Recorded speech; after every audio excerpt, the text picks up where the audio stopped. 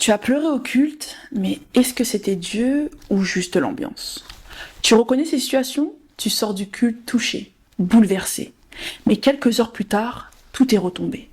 Ou à l'inverse, tu ne ressens plus rien et tu te demandes, est-ce que j'ai un problème? Ou encore, tu ressens beaucoup chaque semaine, mais ta vie ne change pas. Alors il faut comprendre une chose essentielle. L'émotion et la présence de Dieu ne sont pas la même chose. L'émotion, elle peut être produite par la musique, par l'ambiance, par le groupe, par un message bien délivré. Et ce n'est pas mauvais. Mais l'émotion seule ne transforme pas. Et voilà le problème. Tu peux ressentir énormément et ne jamais changer.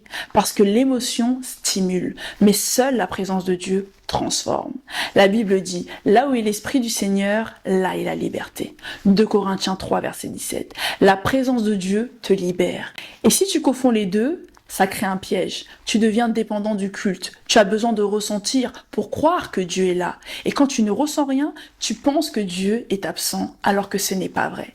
La vraie présence de Dieu, elle reste. Elle produit de la paix, de la conviction, du changement réel, pas seulement pendant le culte, mais dans ta vie. Et surtout, tu peux rencontrer Dieu sans ambiance, dans le silence, dans ta chambre, dans ton quotidien. C'est ça la vraie relation. Si tu veux apprendre à construire une relation avec Dieu qui ne dépend pas de tes émotions, envoie-moi un message en privé pour prendre rendez-vous. Ne l'oublie jamais, ta vulnérabilité n'est pas une faiblesse. Ce que tu vis, ce que tu ressens, mérite d'être pris au sérieux. On continue demain.